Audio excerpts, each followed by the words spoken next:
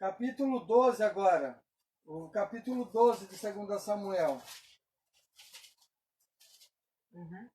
Capítulo 12, vê o versículo 7. Então disse Natã a Davi: Tu és este homem. Assim diz o Senhor Deus de Israel: Eu te ungi rei sobre Israel, e eu te livrei das mãos de Saul. Você percebeu que Deus... E se Deus não levanta Gade, o profeta Gade, para falar para Davi que ele tinha falhado, que ele estava errado? E se Deus não levanta Natã para apontar o dedo na cara do rei? Tem que ter coragem. Tem que ter coragem. Um homem guerreiro daquele, que derruba Golias, que derruba gigante. Aí chega uma pessoa, aponta, só você está errado, vai se consertar. Você pensa que é qualquer um que tem coragem de falar com uma pessoa que está de forma errada, se você está errado e a pessoa aceitar? A pessoa às vezes nem aceita, fala que é mentira sua. Agora, na hora que Deus mandar, vai lá e fala para fulana, fala para ciclana, fala para Beltrano, fala para fulano. Assim diz o Senhor, se ele não aceitar, mas foi Deus que mandou. Sabe o que está faltando hoje? Uns Gade, uns Natã. Esse jeito, por isso que Davi, na verdade, vai perdoar os meus pecados, porque ele já sabia, naquela época, erra para ver se Deus não mostra o erro que está, a forma que está se comportando. Hoje, Deus às vezes nem está permitindo mais, Deus não está, tem pessoas que talvez não tenham condições de ter um dom desse, de revelar o oculto. Agora, levantar um profeta assim, falar uma língua estranha que não é fácil, assim, olha minha filha, 1000 cairão ao teu lado, viu? Ainda diz mais ainda.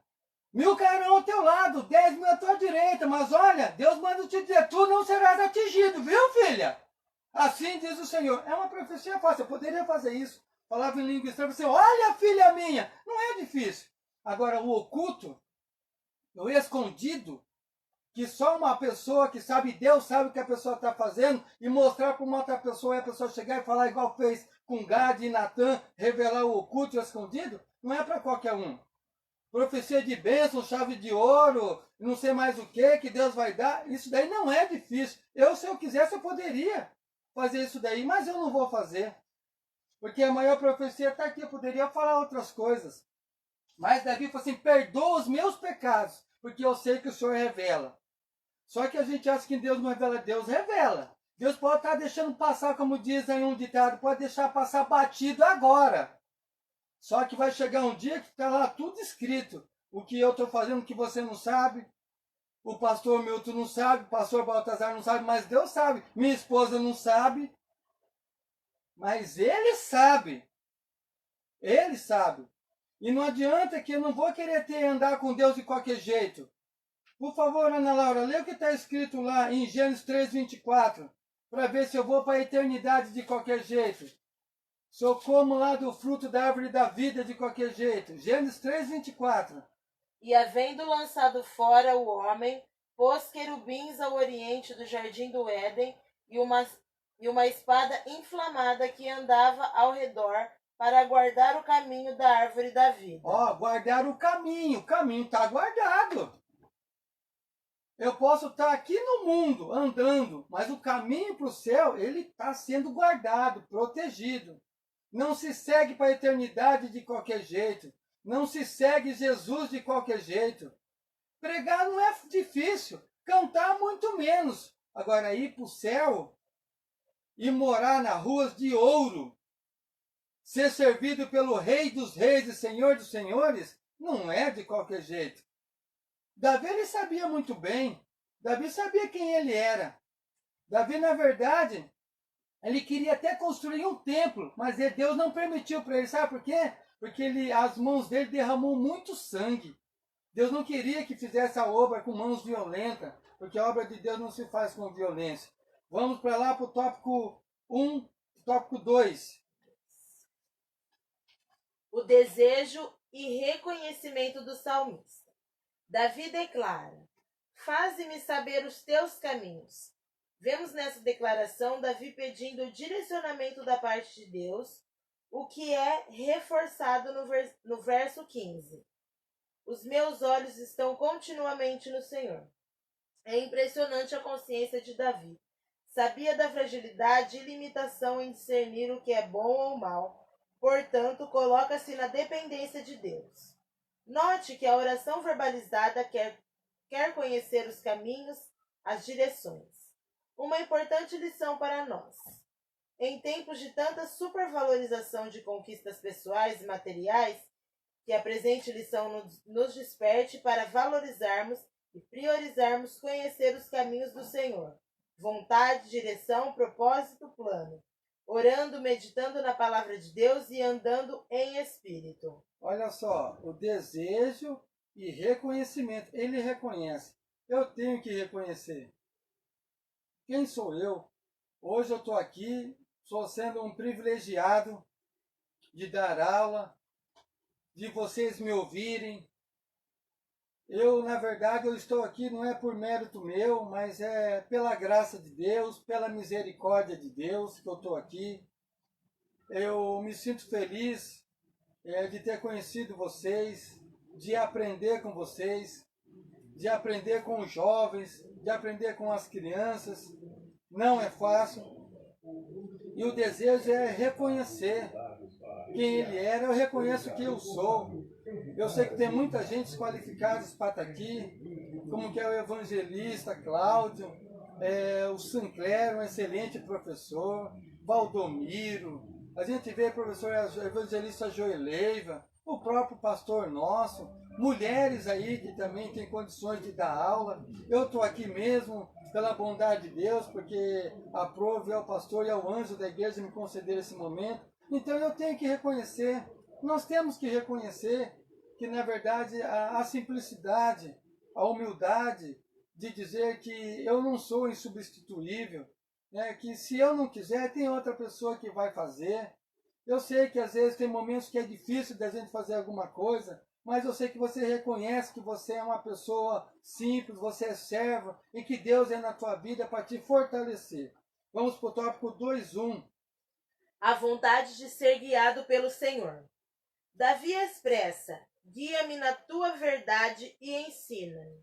A palavra verdade possui diversos significados literais e figurados, entre os quais destacamos certeza, confiabilidade, estabelecimento e fidelidade.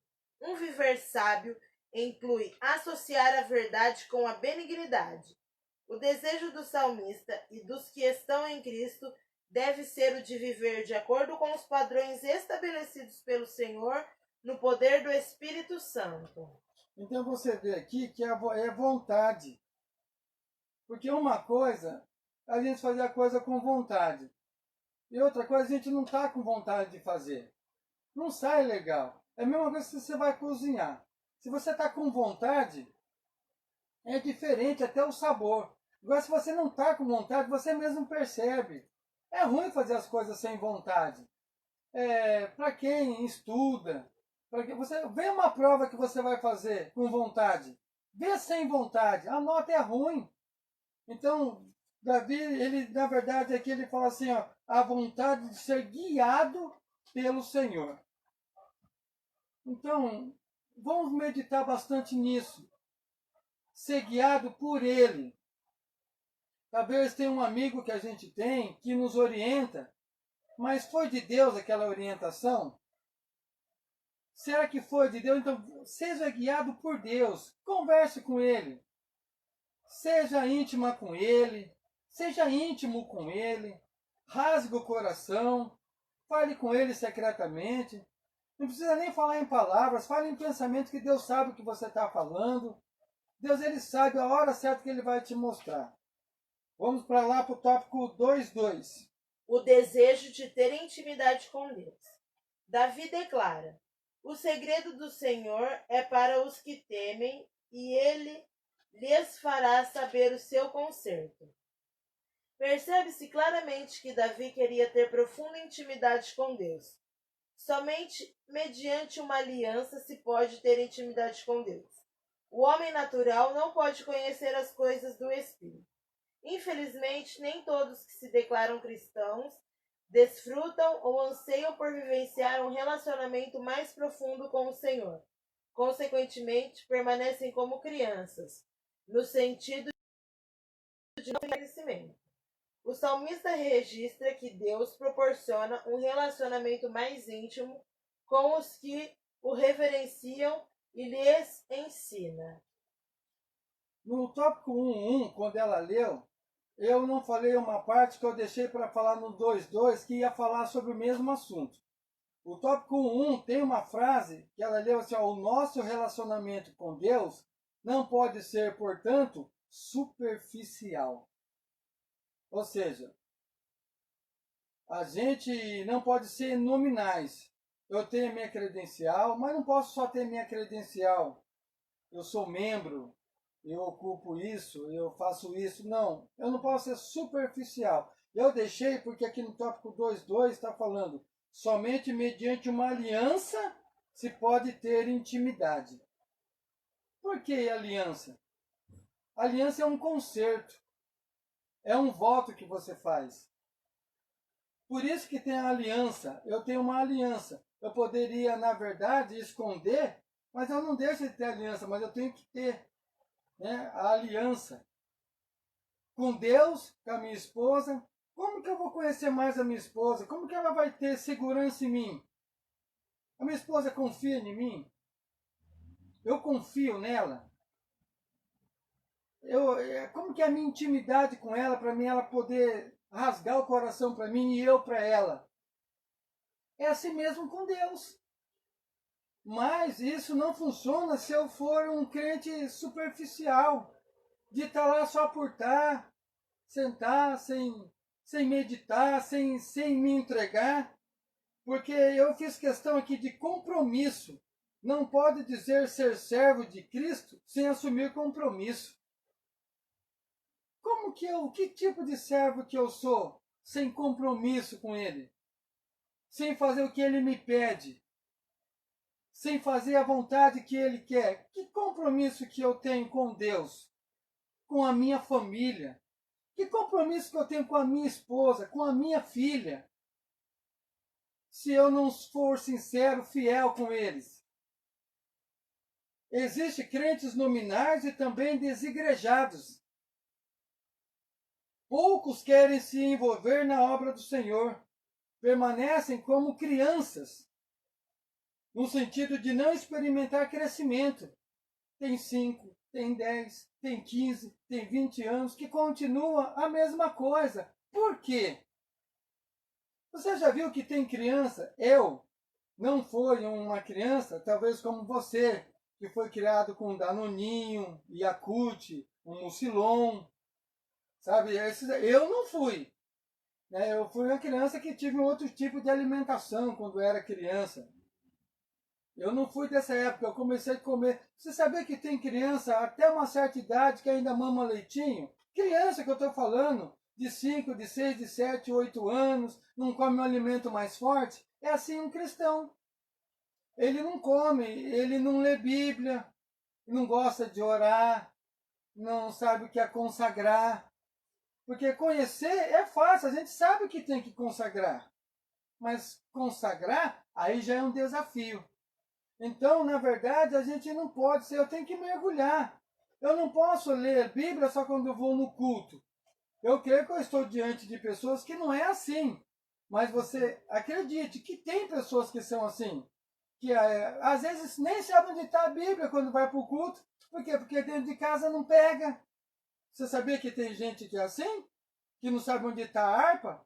Que esqueceu? Não é que esqueceu, é que não sabe onde está. Ou, na verdade, não quis, não tem uma harpa mesmo. Então, eu não posso ser superficial. Eu não posso ser um desigrejado, só ter nome. Eu tenho que mergulhar. Vamos para o próximo tópico 2.3, né, Ana?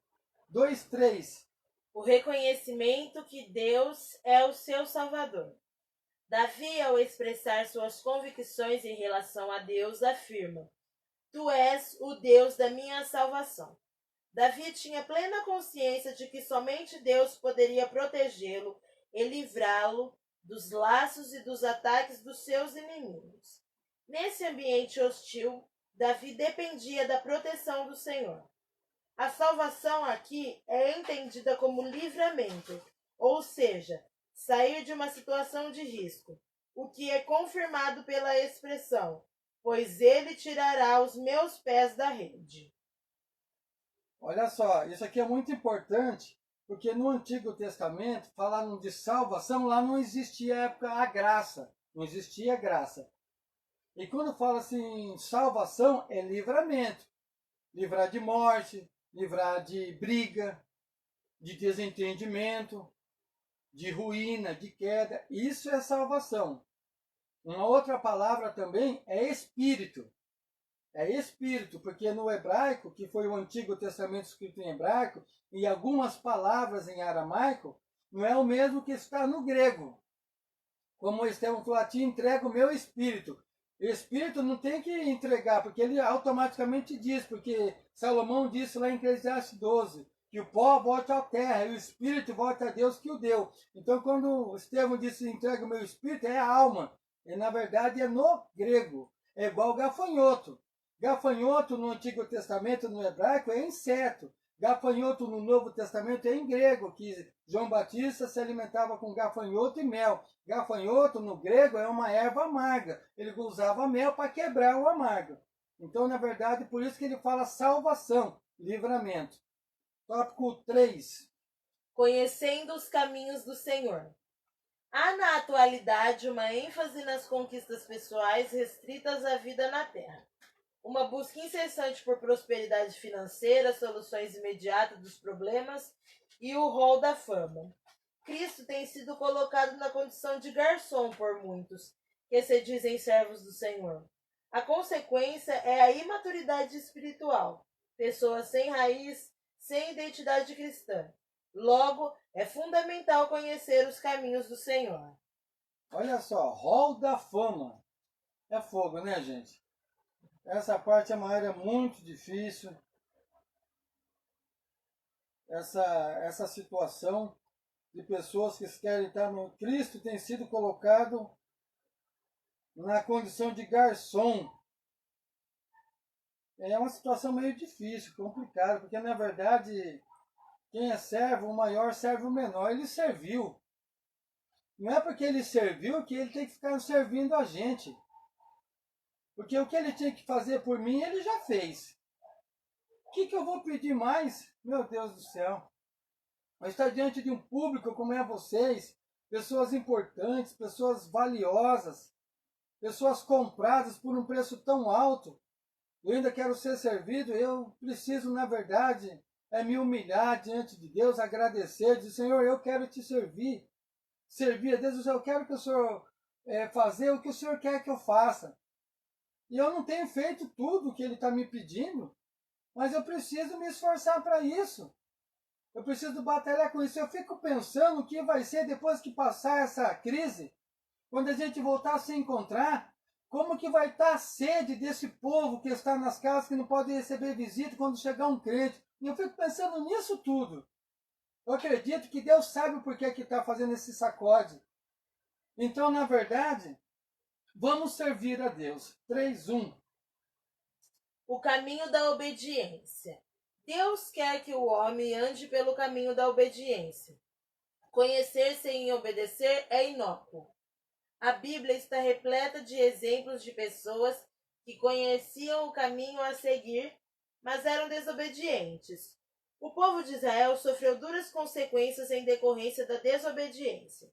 Eles foram levados cativos, perderam o lugar da adoração, tiveram o templo destruído. Sacrificavam animais, mas o coração não era convertido. Andavam conforme os seus preceitos. Nos tempos atuais não é diferente. Há muitos simpatizantes do Evangelho, frequentadores de culto, mas o coração não é convertido. Seguem as suas próprias regras. Porém, Paulo nos ensina que não devemos nos conformar com este mundo, mas sermos transformados pela renovação da nossa mente. Devemos apresentar o nosso corpo em sacrifício vivo, santo e agradável a Deus. Olha que tremenda essa parte aí. Conhecer sem obedecer é inócuo. Ou seja, é sem benefício. Porque tem advogado que conhece a Bíblia, que usa, juiz conhece, promotor conhece. Uma coisa é conhecer, outra coisa é obedecer. Eu lembro muitas vezes que eu aprendi de uma coisa, que na escola a gente aprende o ABCD. E na Bíblia a gente aprende o OBDC. E é verdade isso. Aprende se a gente quiser, porque ler, muitos leem. Ou seja, conhecer sem obedecer. E eu fiz questão aqui, eu anotei algumas coisas e eu escrevi que fala de certa forma é até fácil conhecer. Mas obedecer é complicado. Por quê? Por exemplo, a Bíblia exorta a orar. Conhecemos, porque está escrito que eu tenho que orar. Agora, mas obedecer envolve um esforço. Eu vou ter que dobrar meu joelho. Aí é comigo. Por isso que fala conhecer não é difícil. O difícil é obedecer. A gente sabe que tem que orar. Uma outra coisa. Eles foram levados cativos, que é o povo de Israel. Foram levados para onde? Para a Babilônia. Perderam o lugar de adoração a Deus. O castigo de Deus permite a pessoa, na verdade, melhorar. Por que às vezes Deus permite que a gente entrar numa situação meio complicada? Por que Deus permite a gente passar um rolo terrível? Eu vou falar uma coisa para vocês aqui, que quando Davi confessou o pecado, porque ele foi numerar o povo, tem duas coisas que eu preciso passar para vocês aqui, que quando Davi errou, na verdade lá em 2 Samuel, no capítulo 24, fala que o Senhor, na verdade, incitou Davi a numerar. Só que lá em Crônicas, fala que o Senhor incitou Davi a tentar. Agora, qual dos dois foram? Porque Deus, ele permite o inimigo vir até a gente. Ele permitiu o inimigo ir até Jó. Jó não foi sem Deus autorizar. Deus foi tentar porque Deus permitiu. Você sabia que às vezes Deus está permitindo o inimigo tentar você com alguma coisa? Porque Deus não pode ser tentado e não tenta ninguém. Mas Deus querendo que eu fique melhor, Ele me manda para algumas situações que é para mim me arrepender, para mim orar mais. Por que tem pessoas que se convertem no cárcere? Porque Deus fala assim, bom, o Ricardo eu tenho que mandar ele para algum lugar, porque se eu não mandar para ele, ele não vai. Eu quero que ele vai. Mas se eu falo para ele me aceitar, ele não me aceita, eu vou ter que colocar ele no estreito para ver se ele ora mais, para ver se ele jejua, para ver se pelo menos a mulher dele, a mãe dele, a filha dele. Você sabia que Deus permite isso daí acontecer na vida da gente? O caminho da obediência, quando a gente não obedece, Deus permite a gente entrar em cada enrosco, que é para a gente orar mais. Eu até não sei, Deus sabe quando, para Ele dar um basta na situação, por causa de alguma desobediência. Tópico 3.2. O caminho da graça. Com frequência, o salmista menciona aspectos da graça de Deus. O caminho do Senhor é o caminho da graça. Todos os caminhos do Senhor são amor. Somos recebidos e tratados pelo Senhor com graça. Portanto, é preciso que demonstremos atitudes de graça. Graciosamente recebestes, graciosamente dai. Um exemplo de Davi no caminho da graça é quando busca saber se há algum descendente de Saul para lhe fazer o bem. A palavra bem no hebraico indica benignidade, misericórdia, bondade, ou seja, manifestação da graça. Essa parte aí, gente, para vocês, irmãos, irmãs e quem está nos assistindo ou vai nos assistir, fala sobre o caminho da graça. Eu vou falar uma coisa para vocês, não é fácil pagar o mal com o bem. Eu estou falando do meu, mas eu tenho que fazer. Não é fácil. Tem hora que a gente chega por aqui. Eu fico imaginando com você dentro de casa, com alguém, com um irmão, uma irmã que às vezes te cita coisas que dá vontade, a gente perdoa, a gente ainda continua cumprimentando, porque é pela graça mesmo. Mas não é fácil. Essa passagem que a Ana Laura leu, quando Davi, na verdade, ele busca saber algum descendente de Saul, porque naquela época, no Antigo Testamento, a dinastia funcionava assim. Se o rei morresse, o pai era rei, o filho era rei. Se o filho errasse, o neto ia ser rei, ia ser assim, ia vir, era dinastia. Aí quando Mefibosete sabe que Davi está chamando, ele já fala assim, ele vai me matar, porque o meu pai morreu, eu vou reinar no lugar do meu pai. Ele quer me matar, mas não era. Você vê que naquela época não era graça, mas Davi ele tinha graça.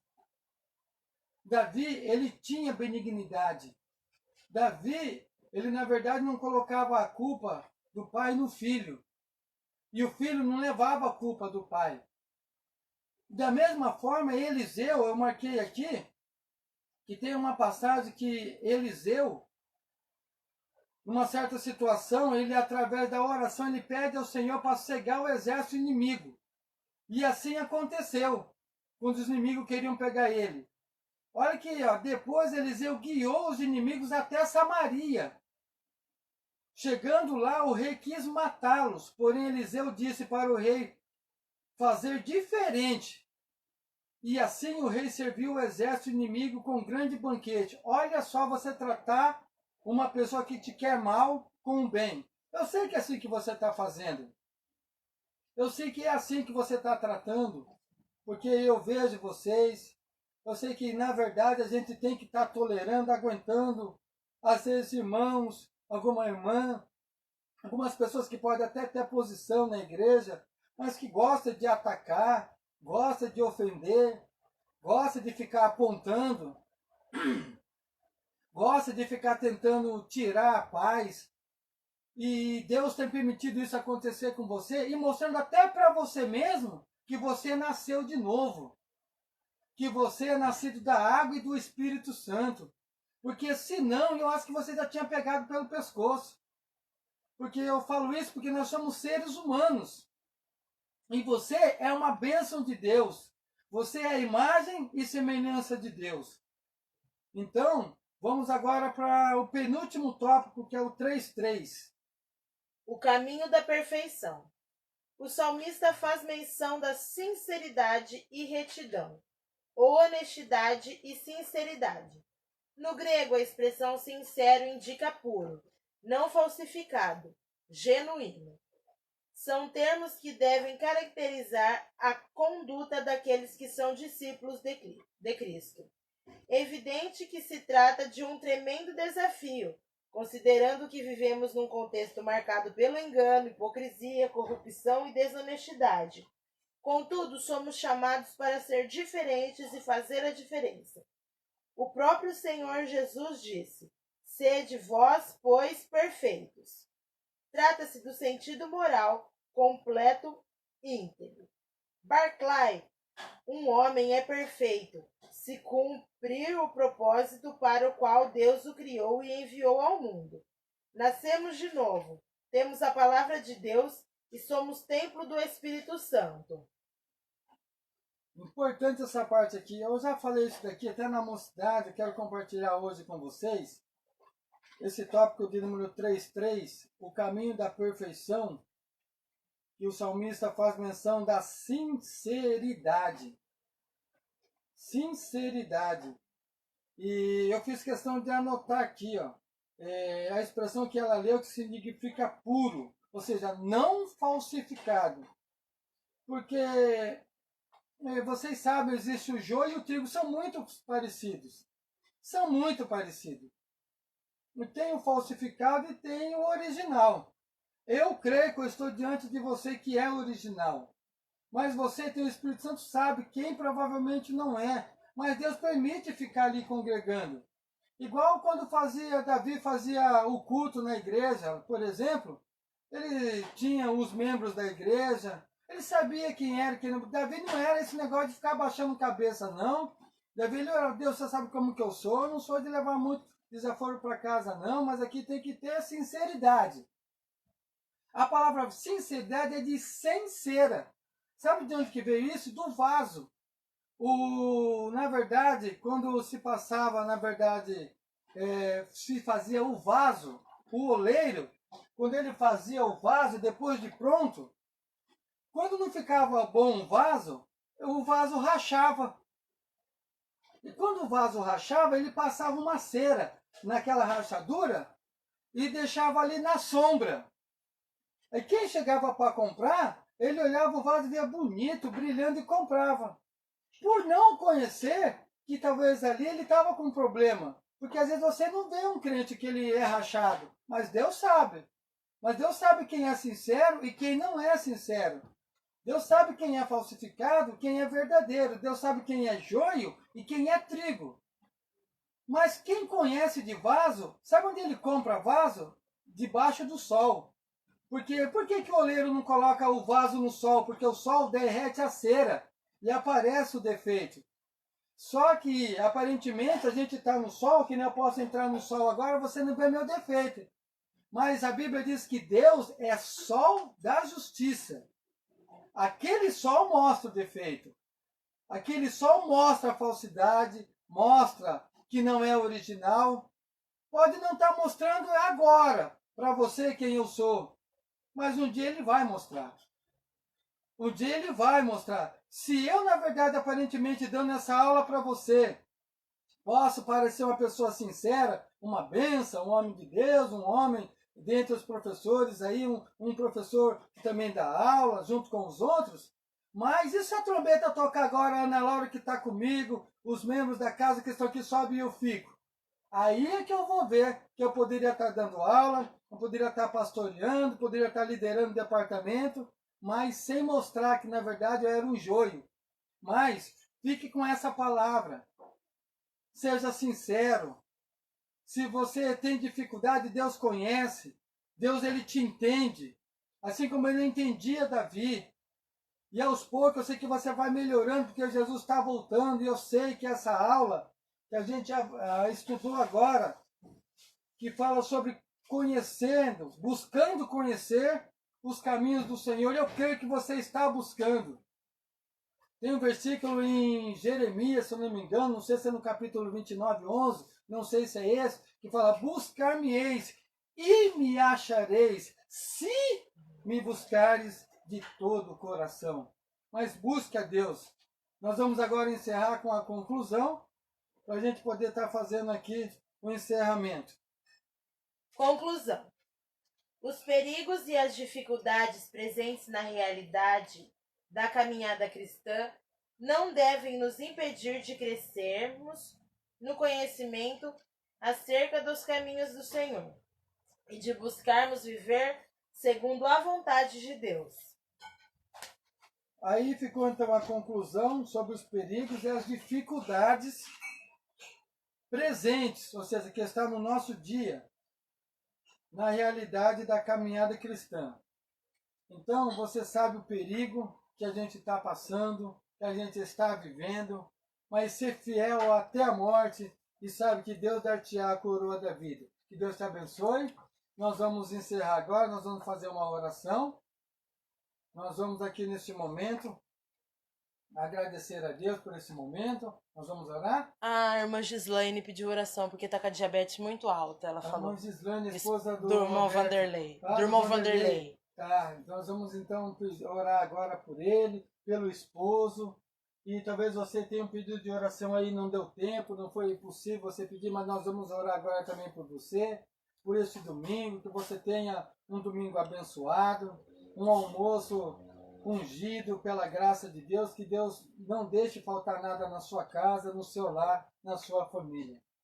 Deus Pai Todo-Poderoso, Criador dos céus, da terra e do mar e de tudo que neles há.